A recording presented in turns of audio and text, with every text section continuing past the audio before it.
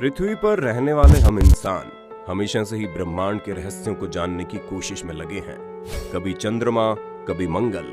हम इंसान हर मुमकिन जगह पर अपने वजूद को फैलाने की कोशिश कर रहे हैं। दुनिया भर के तमाम अंतरिक्ष एजेंसी ब्रह्मांड में इंसानों के रहने लायक हर एक मुमकिन जगह की तलाश कर रही है।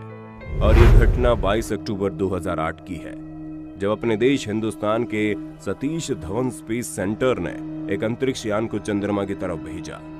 उस अंतरिक्ष यान का नाम था चंद्रयान फर्स्ट। ये हिंदुस्तान के इतिहास में पहला ऐसा मौका था जब हिंदुस्तान किसी अंतरिक्ष यान के जरिए चांद पर पहुंच रहा था।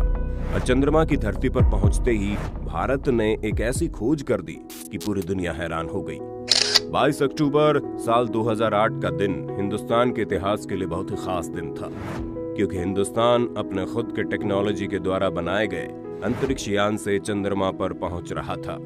पूरी दुनिया की निगाहें हिंदुस्तान के ऊपर टिकी हुई थी कि एक ऐसा देश जिसे अंतरिक्ष का कोई खास अनुभव नहीं है, वो चंद्रमा पर पहुंचने जा रहा है। और पूरे देश का सीना गर्व से तब और चौड़ा हो गया जब भारत अपने पहले ही कोशिश में अपने खुद की काबिलियत पर बनाए गए अंतरिक्ष यान से सफलतापूर्वक चांद की धरती पर पहुंच गया। और इसके साथ ही भारत पूरी दुनिया का चौथा ऐसा देश बन गया जिसने चांद पर पहुंचने में कामयाबी हासिल की हो। अभी तक दुनिया के तमाम देशों को इस बात का यकीन नहीं हो रहा था कि हिंदुस्तान चांद तक पहुंच चुका है। और तभी भारत के उस चंद्रयान ने एक ऐसी ऐतिहासिक खोज कर दी कि पूरी दुनिया को ये मानना पड़ा कि हिंदुस्तान का अंतरिक्ष एजेंसी इसरो भी किसी से कम नहीं है। हिंदुस्तानी वैज्ञानिकों द्वारा बनाए गए चंद्रयान फर्स्ट का मुख्य मिशन था चांद की ऑर्बिट में हिंदुस्तान की खुद की बनाई हुई स्पेसक्राफ्ट को भेजना और जितना अधिक हो सके चांद के बारे में साइंटिफिक जानकारियों को इकट्ठा करना। लेकिन वैज्ञानिकों ने इस अंतरिक्ष यान में एक सब सैटेलाइट भी लगाया था, जिसे चांद की सतह पर टकराकर ये जानना था कि हम भविष्य में चांद की सतह पर सॉफ्ट लैंडिंग कैसे कर सकते हैं। लेकिन किसी को नहीं पता था कि चांद पर लगी एक टक्कर एक ऐसी बात की जानकारी देगी जिसका पता दुनिया भर के वैज्ञानिकों ने पिछले 50 सालों में भी नहीं लगाया था। और वो जानकारी थी चंद्रमा की सतह पर भी पानी है और वहां भी बारिश होती है। 1960 के दौर में अंतरिक्ष एजेंसी नासा ने सबसे पहले चांद पर इंसानों को भेजने की योजना बनाई थी। और अपोलो मिशन के द्वारा भेजे गए अंतरिक्ष यान के द्वारा साल 1969 में पहली बार इंसानों ने चांद पर कदम रखा था।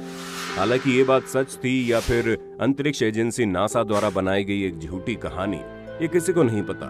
साल 1969 से लेकर 1972 के बीच अंतरिक्ष एजेंसी नासा ने 5 बार इंसानों को चंद्रमा पर भेज दिया। लेकिन इसके बावजूद भी अंतरिक्ष एजेंसी नासा ने इस बात के सबूत नहीं जुटाए कि चांद पर पानी है या फिर नहीं।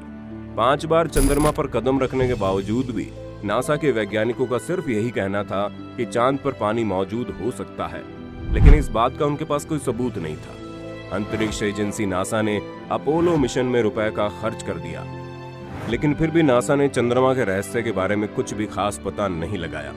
अब तक कई वैज्ञानिकों का ये मानना था कि चांद पर भी पानी मौजूद हो सकता है। हर वैज्ञानिक चांद पर पानी की मौजूदगी को लेकर तरह तरह की राय दे रहे थे, लेकिन अधिकतर वैज्ञानिक इस बात को मानने के लिए तैयार नहीं थे, क्योंकि किसी के पास भी इस बात का कोई ठोस सबूत ही नहीं था। लेकिन हिंदुस्तान के अंतरिक्ष एजेंसी इसरो ने साल 2008 में स्वदेशी अंतरिक्ष यान चंद्रयान फर्स्ट को चंद्रमा की तरफ भेजा और 14 नवंबर 2008 को चंद्रयान फर्स्ट में लगे सब सैटेलाइट को चांद के साउथ पोल में स्थित एक गड्ढे में क्रैश लैंड करवाया गया। इस क्रैश लैंडिंग के इम्पैक्ट से चंद्रमा पर धूल का एक भयंकर गुबार उठा और चंद्रयान फर्स्ट में लगे एक इंस्ट्रूमेंट के जरिए चांद की सतह में मौजूद मिनरल्स की मैपिंग की गई। और उस मैपिंग के डेटा से इस बात का पता चला कि चांद के दोनों पोल्स में पानी का भंडार है। यानी जिस चांद पर अमेरिका ने 1969 में ही इंसानों को भेजने का दावा किया था, भारत ने उस चांद पर 2008 में पानी की खोज कर दी। हिंदुस्तान के अंतरिक्ष एजेंसी इसरो की ये खोज समुंदर में मिले खजाने की खोज से कम नहीं थी। इस खोज के बाद इसरो पूरी दुनिया की सुर्खियों में छा गया। पूरी दुनिया की निगाहें भारतीय अंतरिक्ष एजेंसी इसरो पर आकर रुक गई थी, क्योंकि इसरो ने एक ऐसा कारनामा कर दिखाया जिसे अमेरिकी अंतरिक्ष एजेंसी नासा ने भी नहीं किया था। पहले तो नासा ने हिंदुस्तानी अंतरिक्ष एजेंसी इसरो के इस खोज को मानने से पूरी तरह से इनकार कर दिया। लेकिन जब नासा ने साल 2009 में लूनार रिकॉग्निशन ऑर्बिटर के जरिए चांद की सतह की मैपिंग की, तब उन्होंने चांद पर पानी की खोज को कंफर्म कर दिया। जैसा कि आप सभी जानते हैं कि पानी इंसानों के अस्तित्व को बचाए रखने की सबसे पहली जरूरत है, इसलिए अंतरिक्ष में पानी की खोज किसी हीरे की खोज से कम नहीं थी। अंतरिक्ष में पानी की एक बूंद भी किसी हीरे से अधिक कीमती होती है, और चांद में इसकी खोज होने के बाद हम इंसानों को तो जैसे खजाने की एक पेटी ही मिल गई थी।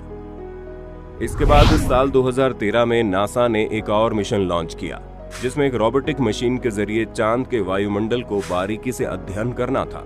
और हैरानी की बात तो यह है कि इस अध्ययन में पता चला कि चांद के बिल्कुल ना के बराबर मौजूद वायुमंडल में भी पानी मौजूद है। इसके बाद वैज्ञानिक इस बात को पता लगाने में जुट गए कि आखिर चंद्रमा के ऊपर एक पतले से वायुमंडल में पानी कैसे आया, क्योंकि चांद के पास ना तो कोई अच्छा खासा वायुमंडल है, और अगर है तो वो बिल्कुल ना के बराबर, और ना ही चंद्रमा के आसमान में कोई बादल मौजूद है। तो आखिर ये पानी आया कहां से? वैज्ञानिकों के लिए बहुत ही इंटरेस्टिंग टॉपिक था।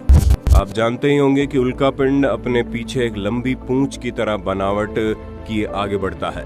उल्कापिंड का ये पूंछ चट्टानों के टुकड़ों और धूल से बना होता है। हमारी धरती जब ऐसे ही किसी उल्कापिंड के पूंछ से गुजरती है, तो उस पूंछ में मौजूद छोटे छोटे पार्टिकल्स या फिर पूरा का पूरा उल्कापिंड ही धरती के वातावरण में आते ही जलकर खत्म हो जाता है, जिसे हम आम भाषा में टूटता हुआ तारा भी कहते हैं। जब यही बारीक पार्टिकल या फिर उल्कापिंड चांद की तरफ बढ़ते हैं, तो चांद पर कोई भी वातावरण मौजूद न होने की वजह से वे आसानी से चांद की सतह से टकरा जाते हैं, और टकराव से चांद की सरफेस में कंपन उत्पन्न होता है। जैसा कि वैज्ञानिकों ने पहले ही बताया कि चांद की सतह के एक पतले परत के नीचे सुरक्षित रूप से पानी मौजूद है। जब कोई उल्कापिंड चंद्रमा की सतह से टकराता है, तो उस टकराव से इतनी एनर्जी रिलीज होती है कि चंद्रमा की सतह के नीचे मौजूद पानी के पार्टिकल तेज रफ्तार के साथ चंद्रमा की सतह से बाहर आ जाते हैं, और चंद्रमा का गुरुत्वाकर्षण बल कम होने की वजह से ये पानी का पार्टिकल ऊपर सीधे अंतरिक्ष में चला जाता है। और यही वो पानी है जिसे नासा के रोबोटिक मशीन ने चंद्रमा के वायुमंडल में डिटेक्ट किया था, और यही वो प्रक्रिया है जिसकी वजह से वैज्ञानिकों को लग रहा था कि चंद्रमा पर उल्टी बारिश होती है। पानी आसमान से जमीन की तरफ नहीं, बल्कि जमीन से आसमान की तरफ बढ़ता है। इस महत्वपूर्ण खोज ने हमें यह बताया कि पानी केवल चंद्रमा के दोनों पोल पर ही नहीं, बल्कि चंद्रमा की पूरी सतह पर मौजूद है, जो चंद्रमा की सतह से 3 इंच नीचे से 10 फुट की गहराई तक मौजूद है। लेकिन अफसोस की बात यह है कि चंद्रमा पर मौजूद ये पानी बहुत ही कम मात्रा में है। अगर आपको आसान शब्दों में समझाएं तो चंद्रमा पर अगर आपको 1 कप पानी की जरूरत होगी, तो उसके लिए आपको चंद्रमा के 900 किलो मिट्टी को निचोड़ना पड़ेगा। यानी कि चंद्रमा की मिट्टी में भले ही पानी मौजूद है, लेकिन इसके बावजूद चंद्रमा का धरती बेहद ही सूखा हुआ है। बिल्कुल वैसे ही इंसानों द्वारा अंतरिक्ष में की गई ये खोज किसी चमत्कार से कम नहीं। इंसान एक लंबे समय से इस खोज में जुटा हुआ है कि क्या इस ब्रह्मांड में पृथ्वी जैसा कोई और भी जगह मौजूद है जो इंसानों के रहने लायक हो, जहाँ इंसानों के लिए हवा और पानी मौजूद हो। इसी बात को जानने के लिए नासा सहित दुनिया भर के अंतरिक्ष एजेंसी दशकों से कोशिश में जुटे हैं, और आखिरकार ये चंद्रमा पर पानी की खोज में सफल हो ही गए। दुनिया भर के अंतरिक्ष एजेंसी सहित अपने हिंदुस्तान का अंतरिक्ष एजेंसी इसरो के द्वारा लगातार अंतरिक्ष के रहस्यों और दूसरे ग्रहों पर पानी और जिंदगी को ढूंढने की कोशिश जारी है।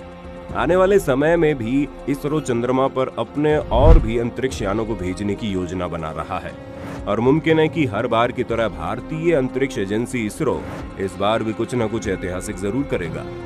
साल 2019 में इसरो ने एक ऐसे ही अंतरिक्ष यान को चंद्रमा पर उतारने की कोशिश की थी, लेकिन दुर्भाग्यवश इसरो की दूसरी कोशिश सफल नहीं हो पाई।